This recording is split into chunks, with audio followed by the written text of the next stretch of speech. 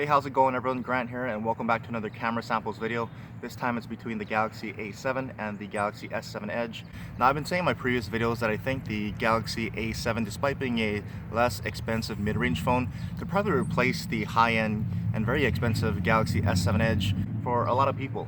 In my day-to-day usage, performance has been fine, and I really think that not only in performance but in looks, in design, in everything, I think a lot of people would be very happy in saving a good amount of money and getting the A7 instead of the S7 Edge. The only gap that I was probably thinking there would be in the cameras. Now the A7 has a pair of dual 16 megapixel cameras with a wide aperture of f/1.9, and the Galaxy S7 Edge has some of the best cameras on the market. So I really want to put this to the test and try to see how the Galaxy A7 cameras compare to the S7 Edge in real life. So I'm going to be taking some photos and video from both the front and rear facing cameras like I normally do in good and low light situations, and I'll post them up here in the video for you to decide. I'll compare them side by side. I did a camera sample video on the Galaxy A7 and it performed pretty well. In low light video it just was a bit dark, so this will be an interesting comparison, and let's see how the A7 performs. Alright guys, so we've got the rear camera footage rolling on the Galaxy A7 and the S7 Edge. It's being filmed at 1080p, 30 frames per second, because that is the highest frame rate and resolution that the A7 can film at. Of course, the S7 Edge can film up to 4K, but I want to make this a fair test. It's a little bit overcast today, but the sun is peeking through, so we should be able to see some good contrast here between the sky and all of this greenery that we see here. I'm near a street, so we'll be able to test the directional audio on each of these devices to see how my voice comes across against that background noise. I'll do a little bit panning around so you can take a look here. But so far they both look pretty good. In the viewfinder, the S7 Edge looks to be a little bit brighter. We'll go up to the sky here. See, it's a little overcast, but you see some blue peeking out there along with some sun. We'll do a little bit of walking so we can test the stabilization on each. And again, these are mounted to the same mount, so it should be a fair test of the stabilization as we walk here. And we'll go back and we'll get in tight on some of these flowers a little bit. It's a bright magenta, so see how that comes across on camera. We'll see how far in we can get for focusing. There we go. We'll come back out again. I'm going one more time. There we go. One last pan around. And again, my dog, this is her time to play, so I like to bring her out. She can enjoy the grass, a little bit of the sun. So that's just a quick camera sample of the rear-facing camera on the Galaxy A7 and S7 Edge.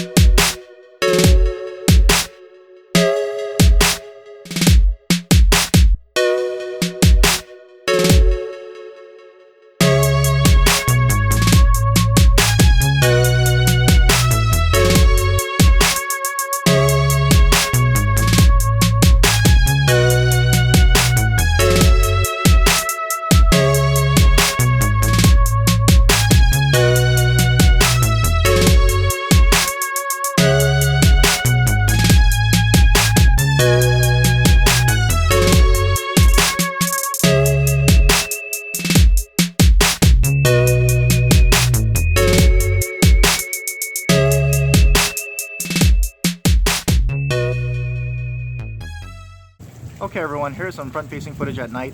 I want to give you a sample of what this looks like in low light. So far the A7 has been holding up very well against the S7, even low light photography.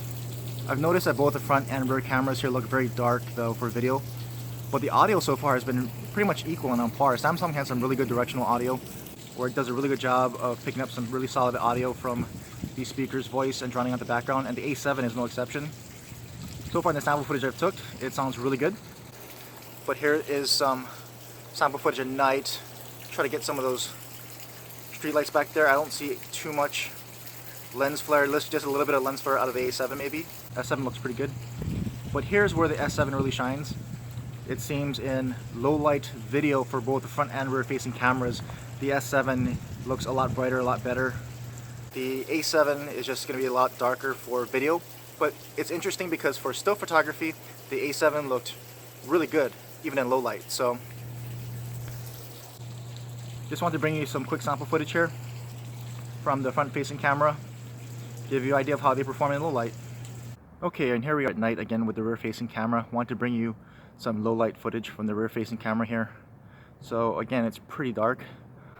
We've only got some of those lights that you see there by the garages, and the scene's lit by this one street light here, so you can kind of see lens flares going into direct bright light, but that's really extreme.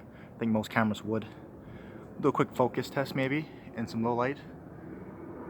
So see how the cameras do there. And then we'll do a little bit of walking so you can judge the stabilization. These are again both mounted to the same mount. Being shot at 1080p, 30 frames per second, since that is the max resolution the Galaxy A7 will shoot at. And so now we're moving away from the light. You can really see how the S7 is doing a really good job of picking up whatever surrounding light there is, while the A7, while dark, is actually pretty realistic and it's focusing on that one light that you see over there. So clear difference here between the A7 and S7 in low light. Now here's a summary of what I think about these cameras. I'll preface this by saying I'm not a camera expert. These are just my opinions after using the cameras and downloading the photos and videos to my computer for better viewing, so I apologize if I mess up any terminology. First off, in the front-facing camera daytime video, the A7 colors are darker and more saturated. See the bush in the background on the far left.